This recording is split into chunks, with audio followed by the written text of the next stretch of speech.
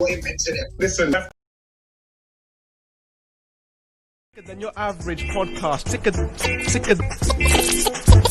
than your average podcast. Trying to reach your levels, but this one is top class. Eddie Nestor, I told you he's the best. Angie, Walking when I was doing the documentary, talking about saying I'm invisible, I'm disappearing. And I thought, what was I really saying about it? What do they mean by that? And I can remember when I was walking around town, and the reason why I did it, I said to myself, I've gone into this acting profession. What chance have I really got? Let me walk around town and have a look for any image of a black person on any film poster, in any advert, or anywhere in the West End. And that's why I did it. I walked around the West End and I'm looking, Eddie, and I couldn't see any of them. I couldn't see anything. This is the mid-80s.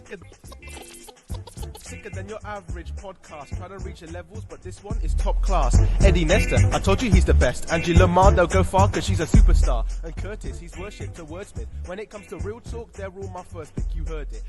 What did you learn about yourself when you made that documentary? It's what I'm continuing to learn, Eddie. I'm now writing a book which sort of accompanies that, and that, I'll be honest with you, making the documentary was really, really tough, really difficult, because I forgot 80% of what I learned. I had no idea that I was going to find what I did, and the second I walked to the hospital and learned about the police holding me down, it just came rushing back to me, and I'll be honest with you, I was terrified. They're so good together, whatever the weather. I dare you to find someone better. I bet that you could never. Facebook and YouTube, they're coming through. Weekly topics on the news, Sundays 1 to 2, and you can chime in if you've got something to say. From the 3 best comedians in the UK, they've all got knowledge by the boatload. They shake it up and make it nice like a snow globe. Not in your postcode, they still feel a stone's throw. Bringing us together. Hashtag no jokes. Hashtag no jokes. Hashtag no jokes. Personally, you guys inspired me. So no for me, it's a must to pay the favour back. And I think we all have to understand that we all stand on somebody's shoulders, and I wouldn't be here if it weren't for you two. So I appreciate just being asked is an enormous pleasure for me. When it comes to real talk, No, what you see, you don't know. He's saying that we're older than him. I know he's implying that. It was implied, Eddie. With you two, he's definitely, he's 100%. But I know he ain't including me in that. My shoulders, as big as they are, we might have been shoulder to shoulder. Stone's throw, bringing us together. Hashtag no jokes. Hashtag no jokes. Hashtag no jokes. Hashtag no jokes. Hashtag no jokes. Sicker than your average podcast. Sicker than your average podcast. Sicker. Now, how do you, because we lose people and they don't come back. You have, and every time, one of the reasons when Angie said phone David, I didn't want to do it, is because I'm aware that every time I ask you to talk about this, I'm taking you back to somewhere which isn't somewhere that was a very nice experience for you. And that's why it's important for me to say thank you. How do you manage your mental health now, David? Well, again, the reason why I always say yes with you, Eddie, because I know you, I trust you, and all 3 of you. You know, once as soon as you throw that list of names out, I'm there. You know, because I trust. Whereas if it was the BBC, I'd say no, because it might be somebody just come up there and just start going. So tell me what it was like when you went crazy. You know, it's just they have no emotional. They have no emotional sort of. They're not invested in my kind of in my health. And Curtis, he's worshipped a wordsmith. When it comes to real talk, they're all my first pick. You heard it. They're so good together, whatever the weather. I dare you to find someone better. I bet that you could never. Facebook and YouTube, they're coming through. Weekly topics on the news, Sundays 1 to 2, and you can chime in if you've got something to say. From the 3 best comedians in the UK, they've all got knowledge by the boatload. They shake it up and make it nice like a snow globe. Not in your postcode, they still feel a stone's throw. Bringing us together. Hashtag no jokes. Hashtag no jokes. Hashtag no jokes. Hashtag no jokes.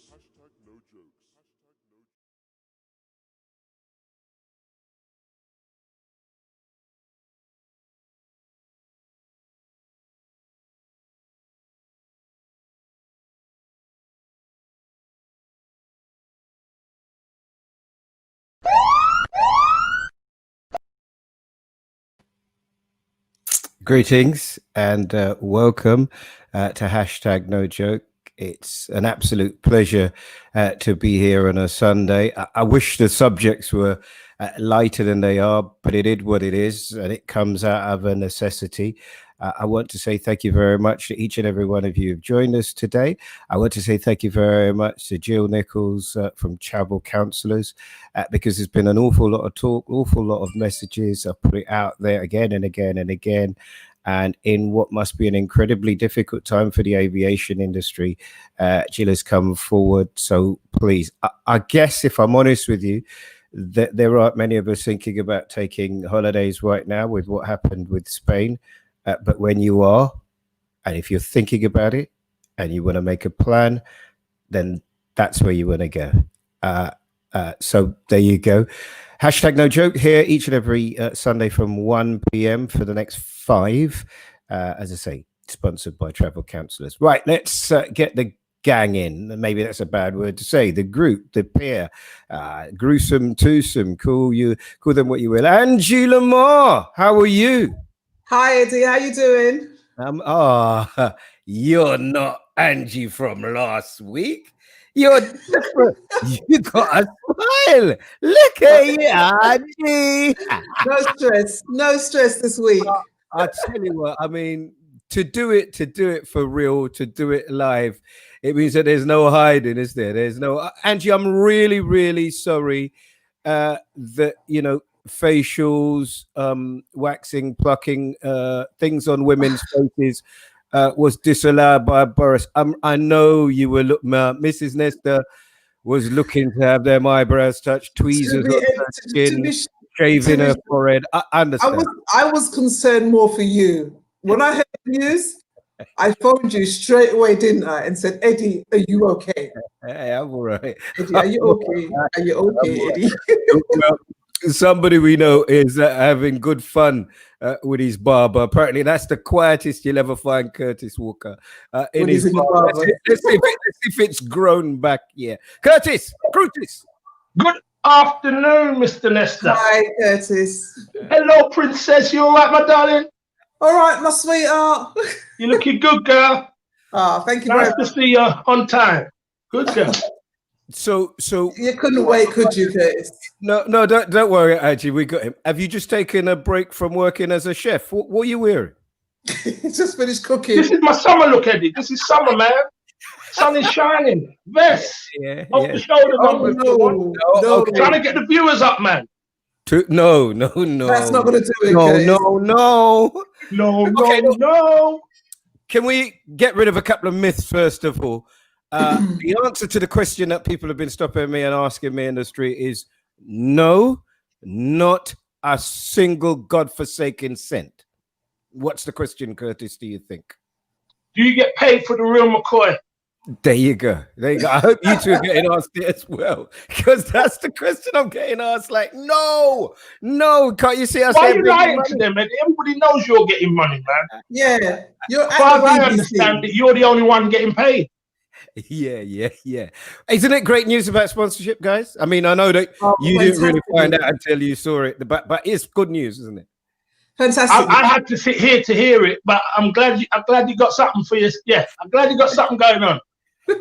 No, congratulations. And if we see you disappear on a holiday, we know exactly who you booked it through. I'm going to speak to Jill about some Jamaica flights. So I'm really glad you got a travel sponsor. No. Apparently, they don't want us over there, Angie. That's why your mom can't. They don't want you over there. Curtis's mom can't go back. They're now finding that they're not Jamaican. They're English. They're not Jamaican. Your parents are English. I'm going back. Okay. You're going back, Angie. I'm going back. Now, can I just share something with you? The hottest day of the year, yesterday, the day before, hottest day of the year, and Friday. My mum didn't notice and still wanted the heating on.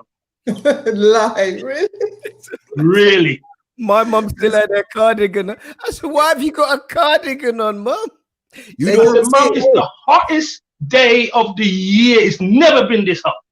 But it feels chilly. I feel a little chilly. Can I tell you guys when it was this hot?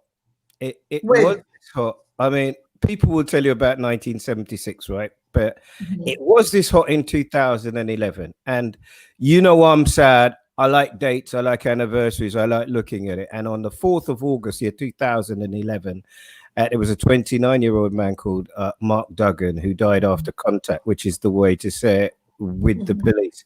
There's an investigation going on currently, which has determined that the way they said it went, it's not the way it went.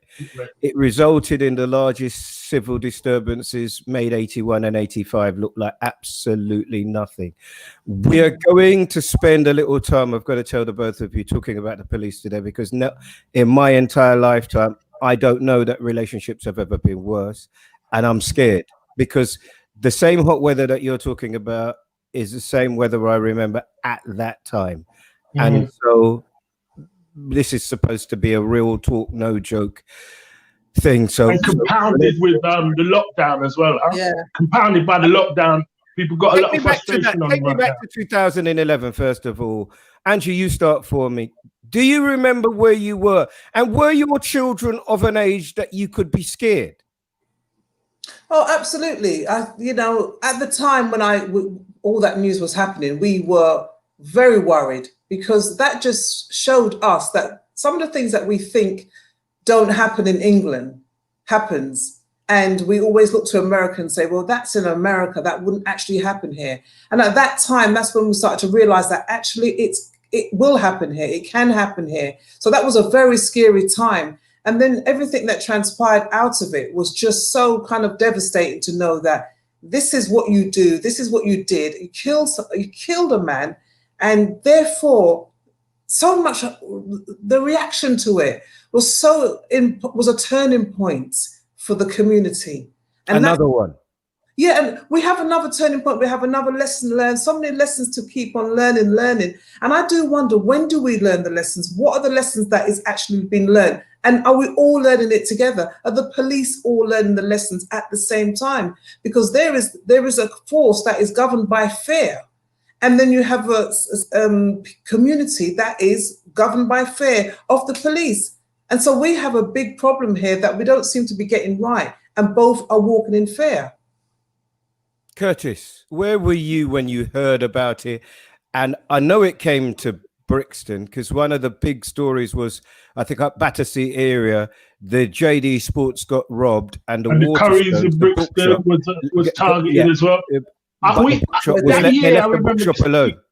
That year distinctly, I remember sending my boys to Jamaica. They didn't want to go because they're spoilt, and they've been to Jamaica every year because my parents are out there living work, and they were sent away.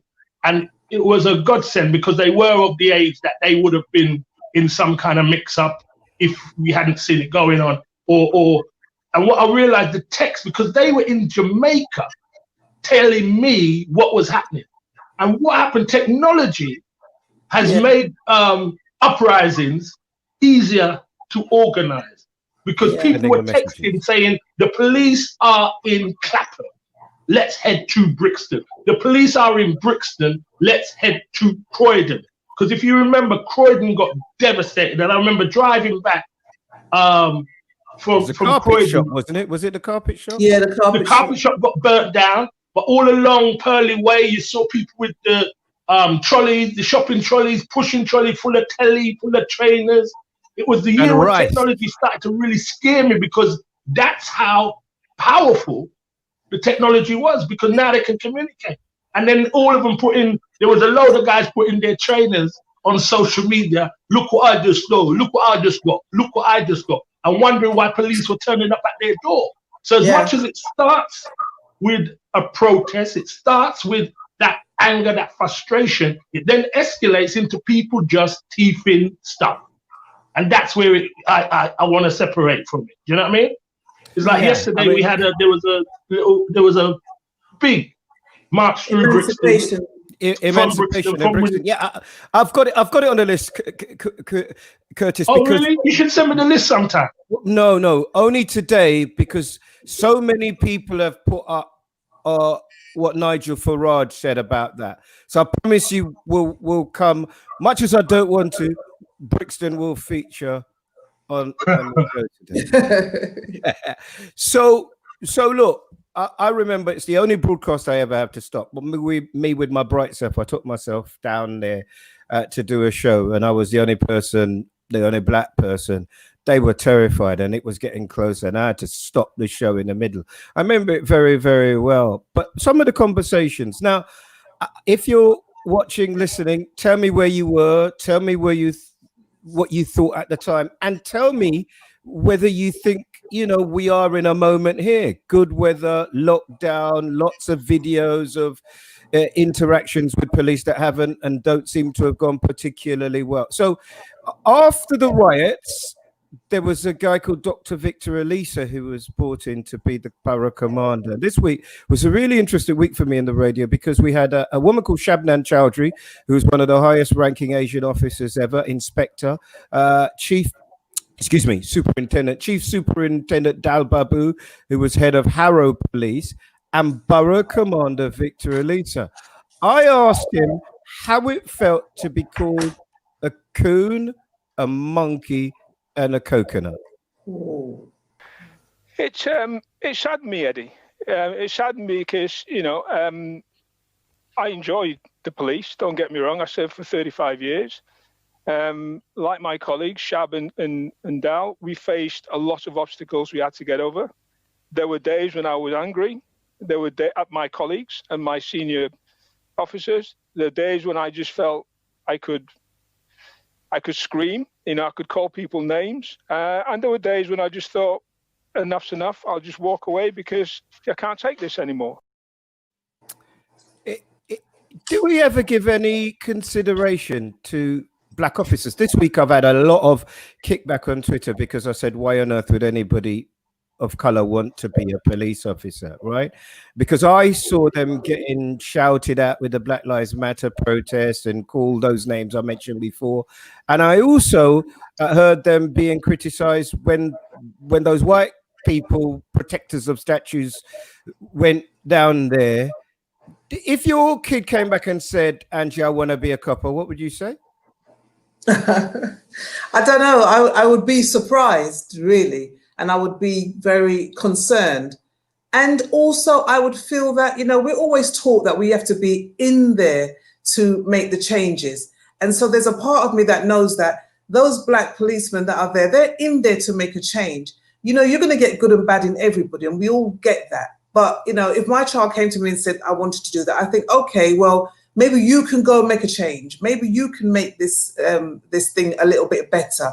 You know, I remember speaking to a policewoman once, and she said that sometimes she's on the inside when these things are going wrong. When boys are being arrested, she's standing there with them and making sure things don't get, you know, out of hand. She's in the police van with them, making sure that you don't say those things. You make sure that you don't get away with that. So there's somebody on the inside. And if you've got a good black policeman who is doing that type of job, then I think we need more of those type of policemen. And I feel sorry for them when they kind of get knocked, because at the same time, we want them to go forward. At the same time, they get knocked. You know, we speak a lot to Leroy Logan a lot, and he gives us information a lot about what the police forces are going through and what they have gone through. So I think it's a very difficult one. But I think, again, we have to be inside to control it more so than being on the outside going, how comes you haven't got no black policemen, and then not getting any?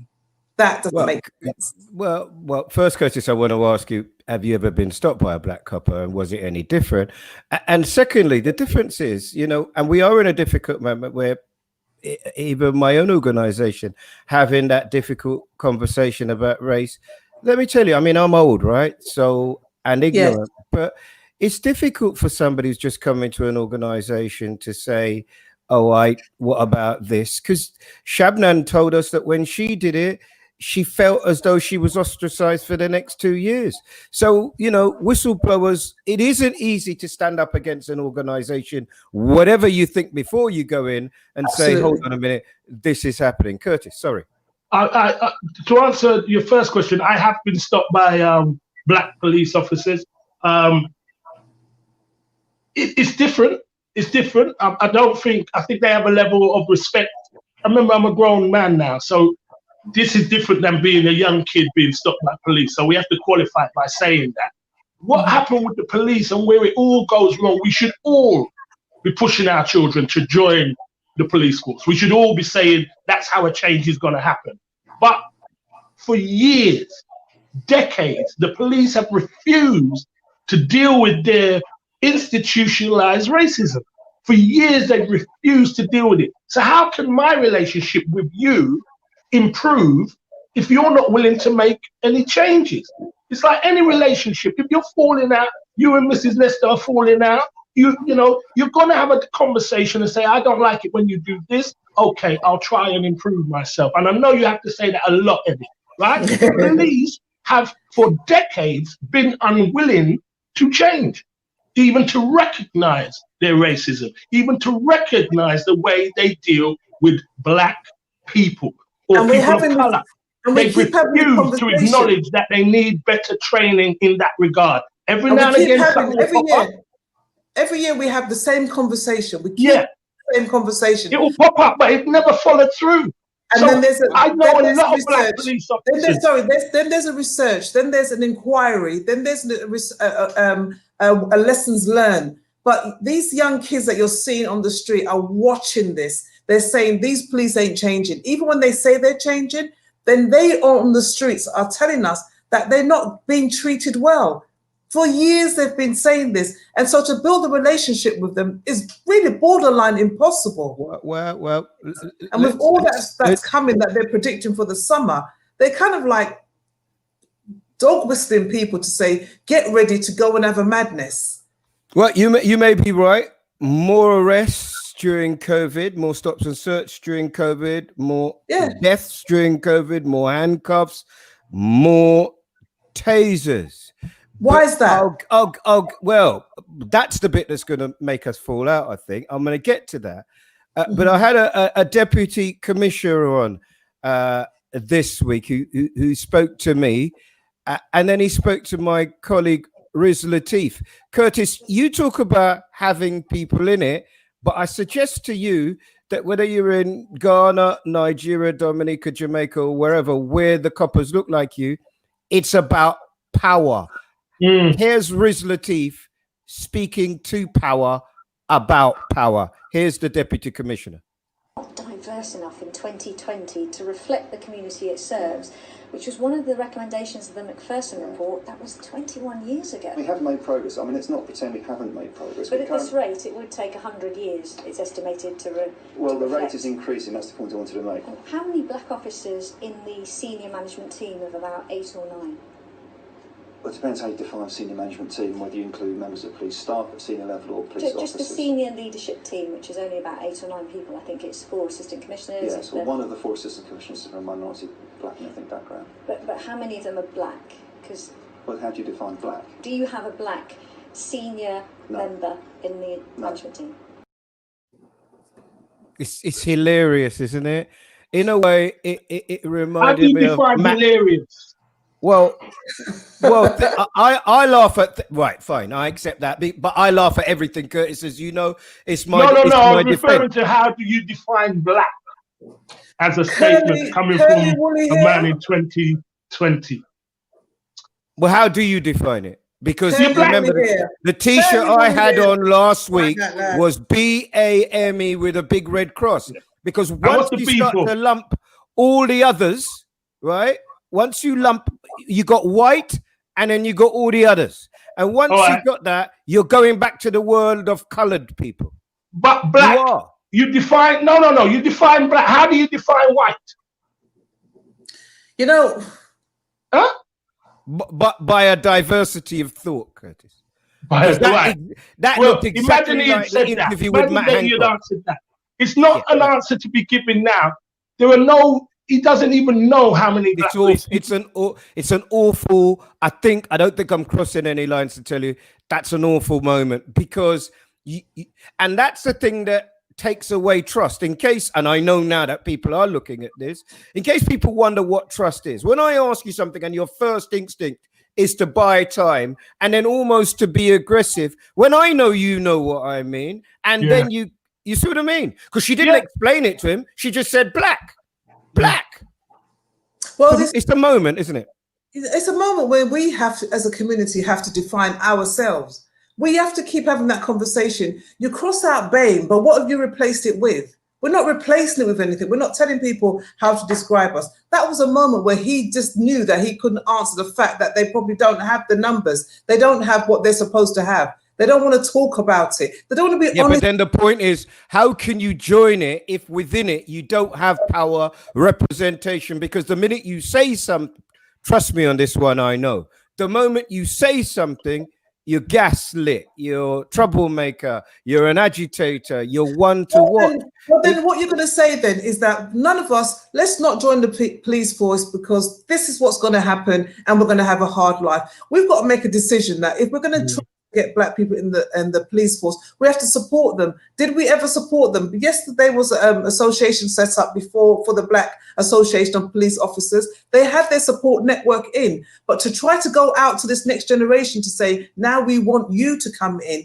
This is the problem that we have. We can't even describe you because we don't know how to describe you, the thing that we want to come in. So we've got a big problem there. We people who don't want to deal with the fact that they actually are institutionally racist. That's what it is. And to me, that's where the reason I push back against that is that they're no more racist than the NHS. They're no more racist than the local authority, BBC. But the NHS they're no more racist without any kind of rights, Eddie. They can kill you, though. Brother, they can kill you, though, Curtis. They can kill you. Black women are 5 times more likely to die in childbirth. They can kill you, Curtis. Yeah. Yeah. So be careful with this. They can. I understand what you're saying. It's not about, but if we don't, we have. Can I just say we do have black people in the NHS? We do, and they have gone out.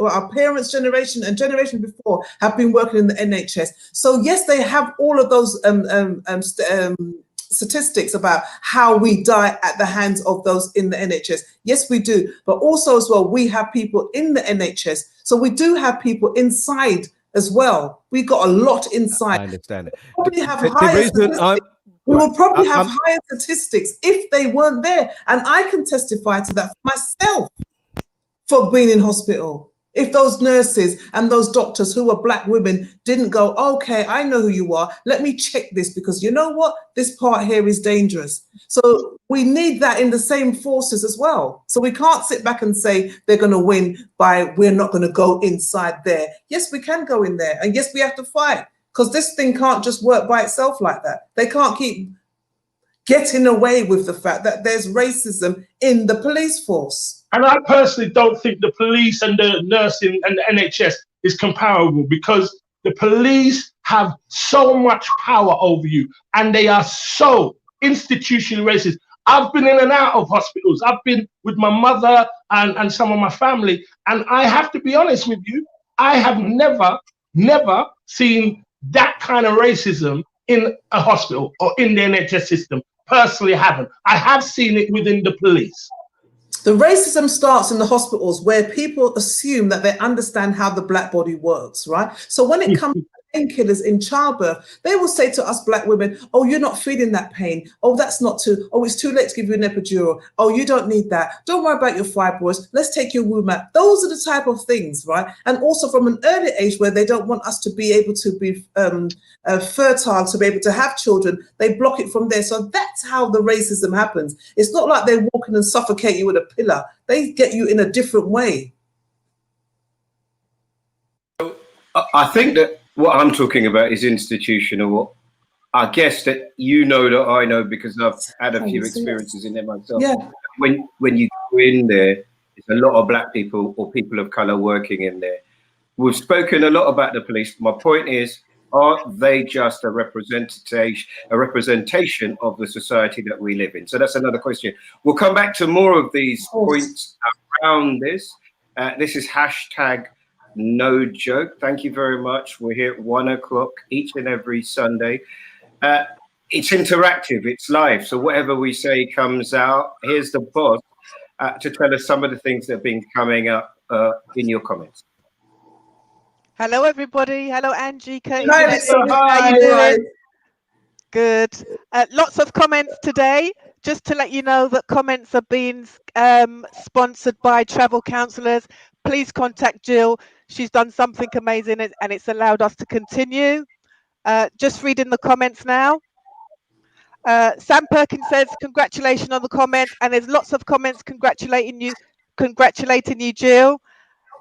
Annie Walcott has said, I was so scared for my boy, the riots, the way the young black people mobilized through their Blackberries. Donna Henry has said, the system of racism runs very deep within the police force, so just having a more diverse force is not enough. D says, I think more black people, those with life experience, maybe in their 40s and 50s, would be more beneficial. Coco says, how do you find stupid? Referring to the policeman saying, how do you define black? And RMB City says, we are descendants of Africa is who we are. Thank you for your comments. Don't forget to like and share and hashtag no joke. See you in 20 minutes. Bye-bye. Looking great, Lise. Looking good now. Thank you. Thank you. And it's shining on you. Eddie, you cannot join the police force. How you feel? Because they said that it would be nice if they were 40 or 50. Like a more mature head. And you just missed it, huh? You carry on. You carry on. You carry on. They said that people over their 50s, the first thing I woke up and saw today is if and when the second wave comes, people over their 50s are going to have to stay in their yard. That's going to be one for us. Wow. Hopefully we can keep going long enough I want to do that one. Stay in even longer. Well, here is the Mayor of London, who I also had the opportunity to talk to about policing in the capital. And my general thrust when I started talking to Sadiq was, by the way, I must say Eid Mubarak to any Muslim viewers. When I started to talk to Sadiq was about communications and relationships being just about as poor as I've ever known them. Here was his take. A large reason why people live in Tottenham, which is in Harrogate, lack confidence with the police is their personal experiences. And we've got to recognise that. And the police need to have the humility to recognise there are serious concerns that community has around a number of issues around what's called disproportionality. So when you look at the numbers who are stopped and searched, the numbers who receive a fixed penalty notice, the numbers who are tasered and so forth. So a number of things we're doing, which is really important that I share with Londoners. I myself, I'm working on an action plan which we'll publish in the next few weeks, which will set out what we're going to do to improve transparency, accountability, to improve trust and confidence. The Met Police Service themselves are reviewing the use of handcuffs, big concerns raised, particularly around the use of handcuffs when it comes to stop and search. Nationally, the police are looking at the issue of the use of tasers. There's been big concerns around the use of tasers. I'll make this one small point though. Policing is one part of the jigsaw in relation to the racism, discrimination and inequality black people face. What I think is unrealistic is to expect the police by themselves to address some of these big issues.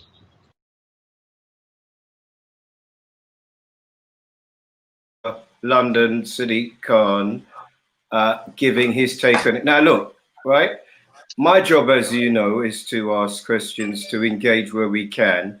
But let me tell you that when I see these block parties, they are mainly black people. Black people are the people who are mostly dying from this. And this week on LBC, here was what an MP had to say in relation to black people or people of color or BAME people or colored people, whatever you choose to call yourself, and this particular virus. Take a listen to this. And if you look at the areas where we've seen rises and cases, the vast majority, not by any stretch of the imagination, all areas, but it is the BME communities that are not taking this seriously enough. Blimey. So, blimey. Angie, your children and them young people are going out like there is no virus. They're not. When I'm on the tube, it's mostly young black people who are not wearing a mask. When we go and we look at the block parties, which people get upset, I see that. I can see on Facebook people organizing parties all over the place. I got sent a video last night, which I put in the group. What responsibility, when we talk about them people, the police, whatever, what responsibility do people of color have, Angie? We have a big responsibility because we know the results of the virus, and we know that as a community, we were the ones that were suffering at the most. They call it the BAME population, but you know, the African Caribbean community was suffering at a high risk. Now we have to take responsibility for ourselves. We've got to take responsibility for our health. We can't have people saying to us, you're not wearing the mask, you're not looking after yourself. What are we? We're not stupid. This thing out there that we don't know what it is can cause harm in our community. The young kids that are out there that are not wearing the mask, you're bringing it back to the home. I say to my kids, you come around my house, I'm looking after my mum. I can't have you without a mask out there because my mum's at risk, and I'm not having my mum suffer from this because you can't be bothered to look after where you're going, because that's really what the problem is. And also as well, when we start to talk about the BAME community, we really have to talk about everybody in the community who is not adhering to the mask. I go out on the street and I see people on the buses that are not wearing masks, and they are black and they are white. Because now we've got to be thinking about this virus coming. And when we keep talking about the BAME community, and the BAME community suffer the most, and the BAME community are not taking responsibility, when the virus vaccine comes in, guess who they're going to identify now? The BAME community. That's who they want us to go. They want us to go first. Yeah, but stop talking about them. The police. No, I have to push both of you because the police are coming into contact with people of color to stop people of color breaking the COVID rules that will disproportionately take people of color's life. And so that's why we're talking about the police. Absolutely, I agree that that's a problem. The block parties and they are a problem. So how is this all started? How are we getting? Listen, if you're not going to buy into that racist rhetoric of black people or people of color carrying the virus, not respecting it, you're falling in a hole there. Where were the police when everybody was down in Bournemouth when the sun started shining for the first time and the whole of the beach was full up of people sitting down like nothing was going on? How come the police didn't rush down there and say, come on, move it? Because we turn our bass up a little bit louder than the average. We are the problem? Come on. No. You see that's the same thing. True. You see that's the same thing. True. I pass pubs every day and it's full of white people outside the pub drinking and having a great time. Admittedly, there's no bass in the place, understandably. But when we gather, we put a little music on and that's how we roll. Yes, there are people in our society who haven't respected the COVID. They haven't respected the virus. You talk to those people, you stay away from those people. But that's in every community. Every creed and every race has people in it who don't respect it. But don't blame black people. If we can take responsibility for our community, this is what we have to do. We shouldn't be allowing people to take responsibility for our community. We have to take responsibility. When you see people at the hospital dying back to back, we lost thousands of people in our community. That's the point I'm talking about. You see Bournemouth and the V-Day and all those things that they weren't covered up, they won't put that in the press. And we understand. So the MP is wrong. What I'm saying is that we have to take responsibility for ourselves. MP, it's a question, Angie. Is the MP saying, from what I say, the black and minority ethnic community are the ones not adhering to COVID rooms? Well, that's a lie. That's a lie. Is he wrong? He's wrong. He's wrong. And if you really want to incite people and come with this racist rhetoric and you're worried about something kicking off in the summer, keep talking them kind of things and keep promoting that kind of language. Yeah? I'm scared, Curtis. I am scared. We're all scared. I've been scared for the last 14 weeks. How many weeks we've been on lockdown? I wear my mask everywhere I go. You'll have people treating you and trying to say, oh, you need to relax, man. Oh, why are you being so serious about it? Because it's my life. And as Angie said, and I think all of us are living with our mothers at this time. And I'm worried about her health. So I'm being extra vigilant on the mask. And people want to come up like they've released the real McCoy again. People want to come up and say hi, they do, and I have to revert back to Curtis Walker. Whoa, slow your roll. Whoa. Don't come up in me. I don't want you near me. It's horrible, but I'm hoping to make it true. I am coming, but somebody did come to me for a selfie and did put his hand around me And I was like, I don't want to be friendly like this. No. Oh yeah, if you really can't get somebody to come close to you, just say, look, I'm protected because I don't want you to get, because I might have it. Then you know they're going to scram. The truth of the matter is, no. That's a long sentence, Angie. I prefer to say swear. With another illness that you need penicillin to clear up. That's what Curtis says. The point is, guys, on a serious note, right? On a serious note, yes, they are racist for saying that it's just the black community. That much I do know. But I'm saying to the black community, protect ourselves. Tell our children you can't go out there unprotected, because it's raising in young people as well. And when you come back to your parents or your family's home, you're giving it to them. That's a responsibility that we have to take. Forget what they're saying. We must take a responsibility for ourselves. They're going to lie. They've been lying because they're trying to make everybody else think that it's our fault. So anytime you see a party or your block party, or you see like the Emancipation Day yesterday, they want to come and jump on that and make it look what they're doing, because they've already dog whistled the whole thing that it's their fault. So we must be wise to that. But still, and I heard on one news report now about the Emancipation Day march yesterday, and they were wearing balaclavas. So black people aren't wearing masks. We're wearing balaclavas. I was like, when did it become a balaclava? It's a mask. And stab through vest. So that's the second thing I saw when I woke up this morning. We're going to jump about a bit. Let's put up, because we haven't heard anything for what some people call the purveyor of hate for quite some time. Let's see what Nigel Farage put up relative to Emancipation Day in Brixton. Giving him his space. So, yes, I am, because it's important. Terrifying scenes in Brixton today. Paramilitary-style force marching in the streets. This is what Black Lives Matter movement wanted from the start, and it will divide our society like never before. Thank you. And it is the most, I think my mate Paul put it up, and I agree with him. It is singularly the most terrifying thing, if you are a racist, to see that kind of harmony, togetherness, professionalism, organization. Angie, it must be terrifying. No, I'm giving you the space now, because I can see your cheek is twitching when you get vexed. It starts with... No, the thing is, Nigel Farage, to even say his name is wasting time. I apologize.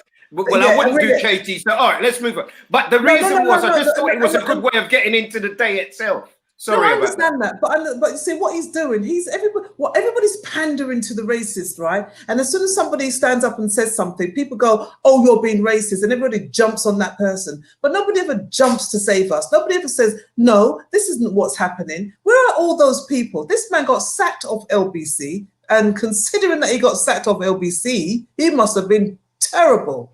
Now, he's doing what he does. He can get lost for all I care, because you know what? Black people have come together on Emancipation Day, right? This is the day that the British colonies said, you know what? Allow it. 1834, that's when they said, okay, cool. Let's take our knee off your neck, right? That's what happened on that day. So if we come together to celebrate and say, you know what? We are still here. We are still standing strong. That's just what it is. So go. And I love you. And I love you. No, but the beauty of it is, as Eddie said, or his mate Paul, I think, the organization, the power of people moving in some kind of unity is a terrifying image for any racist. That's not what they want to see. They want to see you smashing up a shop, grabbing a chain and running down the street. But to be I know it's going on in America a lot, but to see Britain, I was out there yesterday. It was a beautiful heart. Well, tell us, what was it like in Brixton on Emancipation Day? Tell us, it was fantastic. Other than at the Windrush Square, there's a kind of party environment. But let me just clarify, our dear friend, Leo Mohammed, has been organizing it or getting involved with it for 7 odd years. So I've been on about 4 of those marches, but never with everybody, never seen, maybe, I don't know, probably about 100 people in attire, looking very kind of organized and disciplined and trained. And when you look beyond the balaclava, And Johnny that, what yet? Johnny ain't been in a gym for years. But in his guys standing there, it's a beautiful image, man. And that's the one I would like to see celebrated. And another image we got to get on the streets is our young children walking down the street with books in hand. I think that would scare the racists as well. Walking strong with their books in their hand. Not the Bible, Angie, just a book of their choice. Yeah, there was about the Bible. To do with it. There was another one yesterday. It wasn't walking, they were on bikes, and they're like brilliant images of literally hundreds of people, Black Lives Matter demonstration on their bikes. So, you know, I think it's important for us to portray, and you can't in the hour or so that we've got to portray everything, but imagery is so important. It's so important, and when young people see imagery and people together, imagery of Black men together is always the strongest image for me, because it tells our youth that we are being protected. It tells our youth that this is where we're aiming for. If you really wanted any help, I would send those brothers to go and talk to the young people at the lockdown parties, because you know what, they will probably get more results because they would have more respect. If you want to end the lockdown party, talk to the DJs, talk to the people playing the music. Guarantee you. They do it at Carnival every year. If you turn off a sound at 7 o'clock, the Carnival dissipates and moves on. Music is very important culturally to us. So you want to stop a black party, talk to the DJs, get them on side, and you know, you can talk to people that way. It's very easy, I think, simple to be done. No, absolutely. Flag up. It was also Black Pound Day yesterday. It's a weird thing, isn't it, that it has got a lot of traction now, and it's something that perhaps people had never ever thought about. Can I tell you one of the most difficult things that I've found in my job at the BBC for the 18 years? One of them is getting guests. 2002 October is actually just telling the team, I don't just want to talk to Black men when there's gang violence, or Black women when they're victims of some attack or fibroids, or Asian women when it's about, you know, having to wear, a burqa, a veil, or whatever it is, and Asian men when it comes to terrorism. And actually, you know, just thinking of the power of imagery. This week we've had this whole thing about the non-advertising of food before the watershed or fast food. Imaging is everything. It's absolutely everything. And when you only see those people in that context, it shapes your view of what those people are. And it's been the hardest thing that I've done or tried to do in my shows there. And it's not, well, I don't know what I have, but I've said I don't just, why have we only got a default white middle-aged guy for everything to do with something that sounds like it's articulate, intelligent, or whatever, and then you go for the nuanced guest every time. So I think there are different lists that people are bringing out. But be careful, Andy, because I was watching something this morning talking about obesity and the government's clampdown on getting involved in our lives. And I speak as a fat person, all right? Obesity sounds kind of medical condition, so I prefer fat. But there was a young lady on there, a Black woman, who wasn't up for the job, man. It's like, whoa. So although you're saying get somebody in, make sure they're up for the debate. Oh, you understand? Nothing worse than watching a Black person you said that. In big people conversation. It's annoying. This is something that's really important, right? That I've been doing the courses of the last couple of weeks, presentation and just kind of how you speak in front of an audience. And a lot of the people that I speak to and I train in are, if it's at the top end, it's CEOs, white women, learning how to present themselves.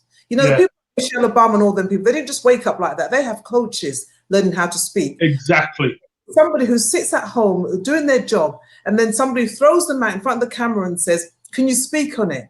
And they've never spoken on it before. They've worked in the environment, so they're not speakers. So to transcend from speaker to public speaking from your workplace is not very easy. Yeah. So we get enough experience to be able to do that. We get thrown in the deep end.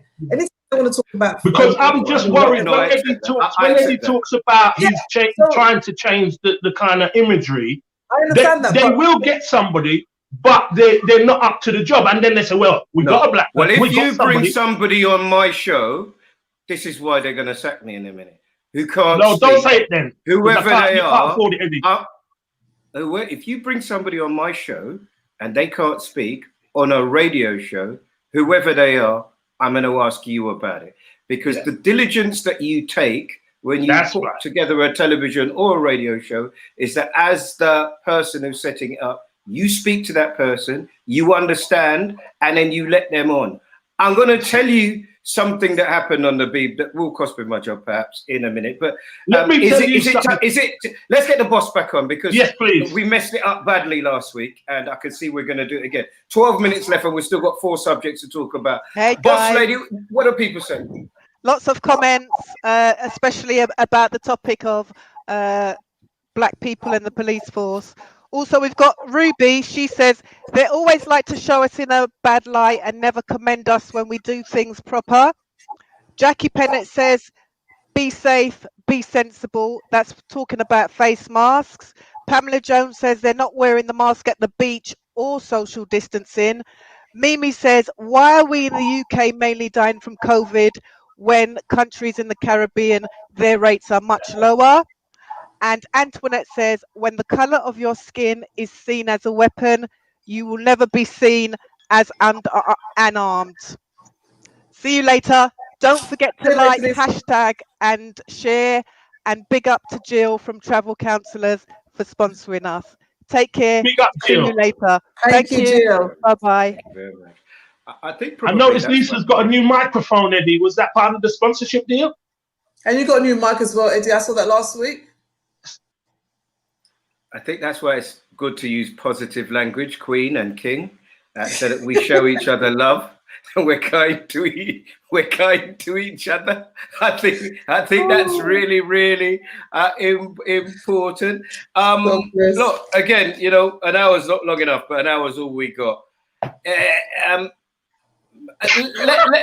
me bring, because I always leave the light stuff to the end, but I have to say that I did an interview for Judy Love this week for her show, and she's a big fan, by the way, of us in the same way that we are of her, no matter that she's using new words in Celebrity MasterChef, but we better not go down there.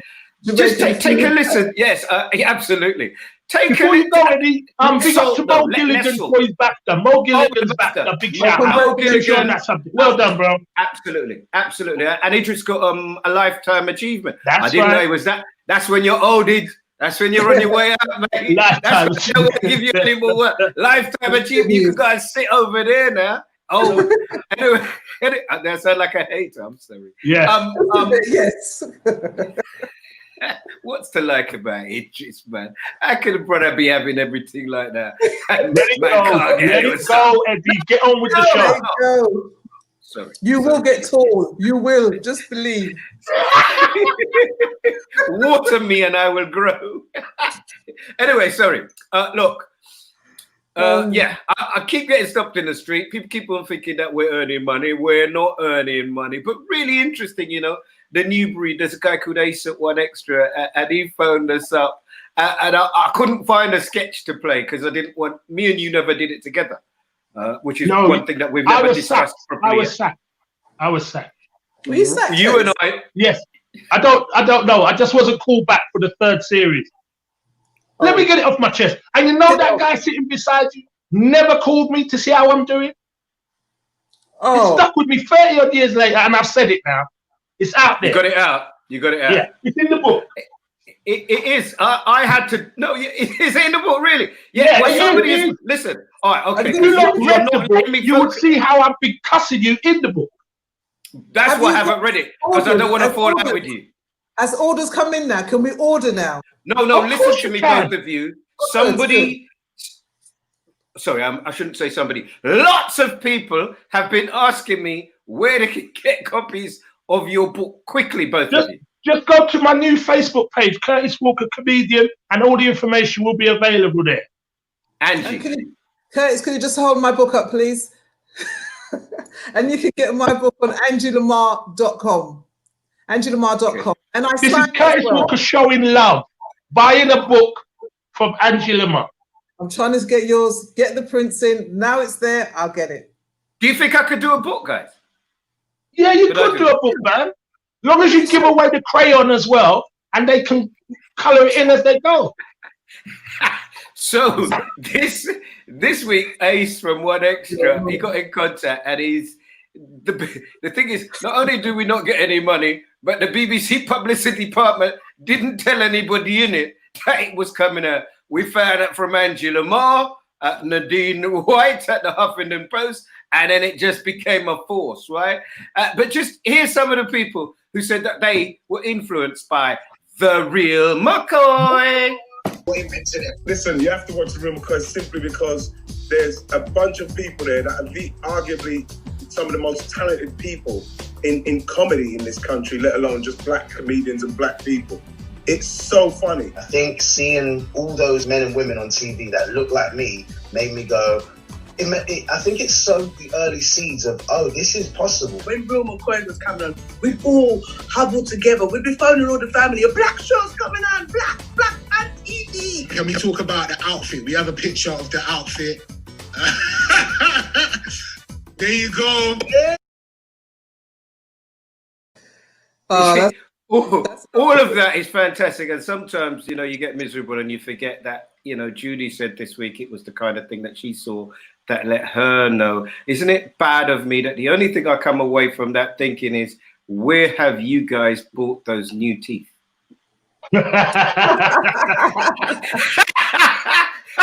You see, Richard, I'm coming away thinking, in the Real McCoy, I always remember you having hair when we did that, but you didn't.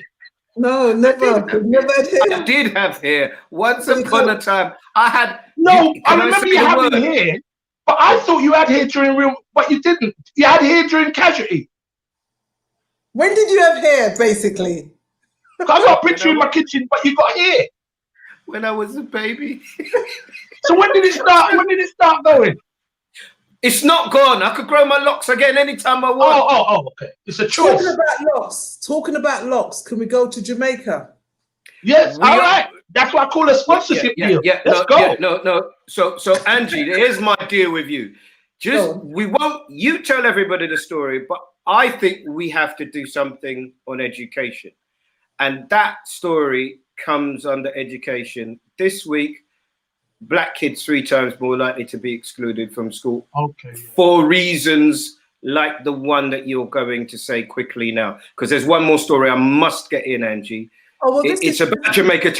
Just tell the headline of the story. I think it's important because if it's happening there, I don't see any reason why it can't happen. Yeah, we are going to, but I just want Angie to let people know. Well, it's a school in Jamaica that actually ruled that a young girl who is unable to wear her locks to school. So they've kind of gone in favor of the school, saying that the child has to either find another school or take her locks up, which you'd have to do. You'd have to cut it. So in Jamaica, where Rasta is a religion, where you have people with locks, a school is saying, we can't have this in our school in Jamaica. And I think that is a big disgrace for Jamaica, an absolute shame for Jamaica, because what that says to everywhere else in the world, if Jamaica, where Rastafari are from, cannot have locks in their school, then how then can we have it over here in this country or in other parts of the world? And I think that they have to overturn that. They have to find a way to make that disappear, or they have to find a way to make that changes. And Holness has to be able to say something. Our Prime Minister has to come in and step in, because I think that's an absolute disgrace. And they're not doing it in Dominica, right? And they are doing it in London. So next week we'll put education there, for our children, and we'll make that part of it. But Angie, you've just made people aware of it. What happened to yours? What happened to yours? Well, I had locks for 8 years, and what was happening, because I was colouring my locks, it got thin, and at the top of the head, it was just starting to fall out. So when I went to Jamaica, I sat there on the... But you never really gave it... I used to cuss you about it all the time, to your face and behind your back. You never gave it air. It couldn't breathe through whatever you was covering it with. I'll go and put pictures on. I always wore my locks. When I was starting off, I didn't show my locks, because at that stage, the early stage, it was a bit... But then when it grew up, I was always with my locks. So you just weren't looking at me. Well, maybe I wasn't. Anyway, sorry. I forget. Dave, sorry. But you know what you had in your back pocket every time, though. I guarantee that. What's he talking about now? Last story, and the reason I wanted to leave it, because it upset me. Yeah.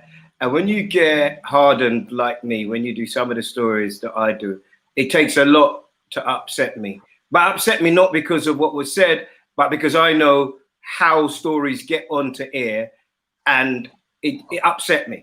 So in the same week that the BBC have made the real McCoy available again on iPlayer, this appears on BBC News. The black man was covered in blood, and I guess from the angle of the car that had been driven deliberately at him. Just to warn you, you're about to hear highly offensive language, because as the men ran away, they hurled racial abuse, calling him a nigger. Again, I should have apologized before the word was mentioned. I do apologize for not doing it. I got to say, you know, I don't get it. I don't get it. And then because now I know that lots of people do watch, I'm hoping that Curtis and Angie, you can explain it in a way that makes sense. Might I start with you, Curtis? Does it make sense to you that here and now, with a backdrop of what's happening, that word makes it through editorial and comes out? Does it make sense? It's so many layers of disrespect that we're shown. Goes back to the economics that we talk about on the show on a regular basis. There's no respect. Somebody has made a decision. Don't believe it was an accident, because that wasn't a live broadcast. That had to be viewed by an editor. That had to have gone through so many viewings, and they've made a decision. Let's use the word. Now, I personally don't use the word. I find it repulsive. I cannot get on board of this ownership of it. I don't like the word. To hear it on the news, really, it is about disrespect. Let's give them a bit of this. And don't be confused about what's been happening, and you watch the arc of what's been happening. And we say, oh, people will get on board now. They realize we're in a lot of pain as black people. We're in a lot of pain. We're hurting. We're talking about our lives mattering. Somebody made a decision. I'll show them what they are. And that's the truth of it. And no matter what they tell you, somebody made that decision as a kind of punch in the face for us. Simple as that. Well, and there's nothing Angie, they can tell me that was a mistake, a slip of the tongue. It wasn't. Angie, yeah, right. Angie, before you start, we had a moment, all of us last week, where do we discuss Wiley? What do we say about Wiley? And I made the executive decision to push it through as a mental health challenge. I didn't know that was, I've seen the interview since, I didn't know that was the way Wiley spoke anyway, right? But I was compelled to do it from our discussions on my own show on the Monday. Now, one of the reasons I didn't want to do it is because if you say the wrong thing, do the wrong thing, you get closed down. We all understand that. Why aren't people being closed down, sacked, paying, answering? Why aren't we mobilizing like Jewish people for this word? Why? Tell me why. Because the truth of the matter is, you know, let's go back to the N word that you asked the question about. You asked the question about, you know, the N word is such a destructive, divisive word in our community. Even in our music, the N word is there. So we're very conflicted about that word. We sing it, we use it, we talk it, we call each other that, and then we hate it. So we've got to make a decision how we feel about the N word. I hate that word. I'm so disgusted by that word. So yeah, but it's a public broadcast around you. You wouldn't hear the P word, the Y word, or the C word on there. They wouldn't say the F word. Did you ask me a question? You asked me a question, let me finish this. What I said was... Yeah, let Angie speak.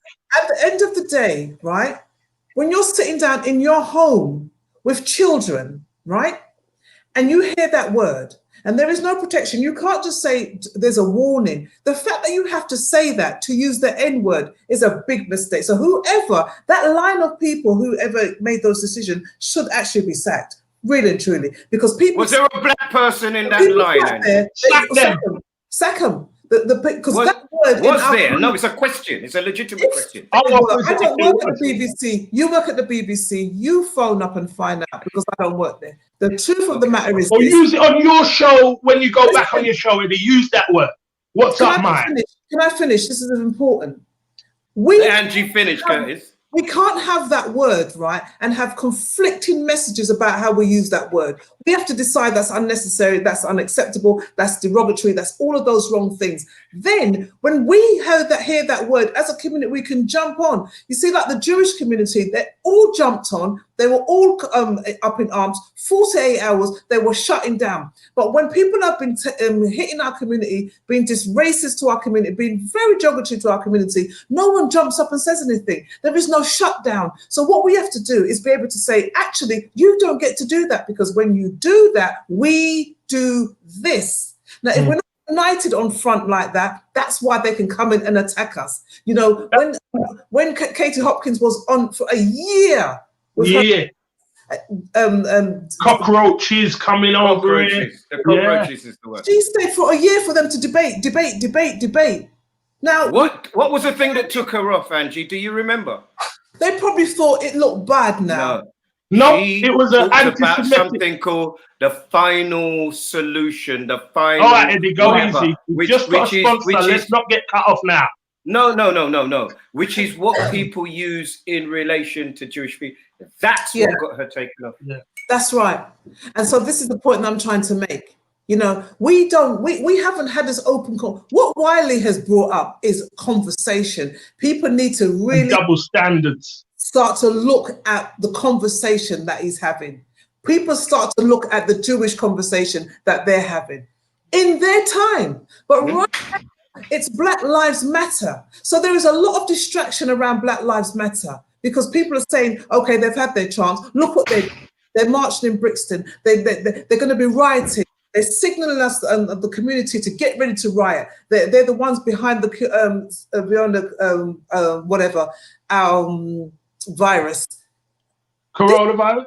No, they're behind the fact that the pandemic is spreading. There's a lot of rhetoric that is going on, and we don't have the strong community to deflate it. Where is our newspapers? Where are the stations? Where are speak now, Eddie?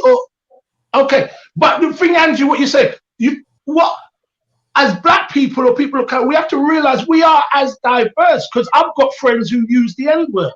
I've got friends who use the N-word. But we should stop and I find every time it grates on me, you know? And when I say friends, I use that loosely. But you know what I mean? But I don't understand. In our culture. Even though I disagree with it, I don't believe in censorship in that way. I think we've discussed that. But I don't really understand, as a white person, I don't believe, as a white person, why they would want to use that word. Explain it to me. You say you lot use it to each other. Why can't? I can name names. Chuck. I did a gig with some comedians, white comedians, and I'm working there, and they're telling this story. But one of the comedians keeps in the green room. This is in the green room before we've gone on stage. Is consistently consistently using the N-word. Now it's grating on me. So I wait until the show starts and everybody leaves the room, and I have to pull him aside and say, when you see me, I won't say it. I said, listen, please don't, let me pretty it up a bit. Please don't use that word around me. I find it. Or else. Don't use it. And his response or defense was, when I say it in front of, and he named 3 other Black comedians, they don't have a problem with it. That's right. And that was his defense. And I said, well, that's not me. And I'm telling you, when you see me, you don't use that word. Is that okay? Because this is the green room. This is a safe space. You can go on stage and be who you want to be. But in this room, it's like my staff room. And I don't need to be jarring every time you open your mouth. And that's the united front that we need to have. I was right, because what I'm saying, my point I'm making, and if you let, could I? Okay. What I'm making is that we are just as diverse, where we cannot speak as one voice, because there's loads of people who, what are you worried about? There's just a word in it. We're owning it. We're this or that. And we're so different that we'll never speak with one voice. All the words to claim, to reclaim. Yeah. reclaim that. I was in the park once, right, and there were some white kids playing their music really loud, right, and it was N-word, N-word, N-word. I had to scream at them and say, "Not today! No, not to. We're not doing that." I remember going into some of the sports shops, and that's playing over the stereo in a shop. In a shop. Passing by, hearing that. That's why they were on the BBC to say. But I still don't want to hear it on the BBC in a news broadcast. All right, so whatever you rhetoric about music and we use it, it's irrelevant. On the news, come on. If they do that on the BBC, we have to stand what's up next? and Peter? Come on. How many of us did we write in or phone? I feel like I'm talking to my children. No. You know I'm not listening. You let this Angie talk. Curtis, 1 second. This is really important. If you have a complaint at the BBC, right, or if you want to make a complaint at the BBC, you don't even have to put a stamp on the letter. You have to make a complaint. If you don't make a complaint, they won't register it as a complaint. So this is very important, guys. I'm just saying that because as a community, we don't jump up. And when we say all the other communities jump up and get shut down because they're doing this, they're all writing letters and saying, if you do this, we're taking our money from you. Next time I'm going to end the show on light stuff. It's too heavy and there's still Hollywood things. I know there's lots of things you haven't said. Show you though. It's the nail. Forget about the cup. Let me see the nails again. Ah, God. Is that Eddie? Put a pin in it. Don't take the pin out of the door. Listen, I do want to take an opportunity to say thank you to all the people that have watched, listened, particularly to travel counsellors. Really important. Now, I don't know if Mrs. Nestor is still listening, the boss, but it says make sure you talk about the guy who got hit and wish him all the best. I know there were some horrible incidents over the weekend where people got hurt. Fingers crossed, you know, there is some accountability. I think we all accept that. If there are subjects that you like, and I'm keeping the guys on because I think it's really important, if there are subjects you want us to do and a way you want us to do them, then, you know, we're here now for the next 4 weeks after this, and we certainly will cover them. We're not scared of looking at ourselves. We're not scared of doing that. What is it that you think is really important? What do you think that we should be talking about it? What would you like to hear debated on the show? Please get in touch. It's up on YouTube all week. You'll see clips. Thank you very much to everybody. Next week, I think we agreed, guys, we're going to talk about the education system as part of our thread. Is that all right, Angie? Is that okay? Yeah, that's fantastic. Yeah, with the hair being part of that. So if you have a story, get the story in. Okay. If the Jamaica story, Angie, he was referring to the Jamaica story. Okay. She knows what I was talking about. She's just trying to be Curtis now. Angie, I like you. Thank you. God bless you. I'll see you next week. Curtis, look after yourself. Put down the JD. I knew it was there somewhere. As I said, thank you very much to travel counsellors. They've come in. They're the only ones that we've got thus far. If you could see your product being on here in any way, shape or form, then let us know. There are varying degrees of it. It might be an advert, it might be a mention, or like travel counsellors, it might be all the way through the show. But we've got 4 more of these to do. And then hopefully we'll find a new sponsor and do it again as a series. I've got some meetings with some people about hopefully how we can bring it to a broader and wider audience. I wish you nothing but good things for your weekend. Mastermind is up through the afternoon. Just look up Mastermind, the legendary, and I'll be back on here with a brandy as opposed to water from 7 p.m. tonight. Thank you very much, as I say, to travel counsellors and to the boss. Much obliged. Enjoy your day. Take it easy.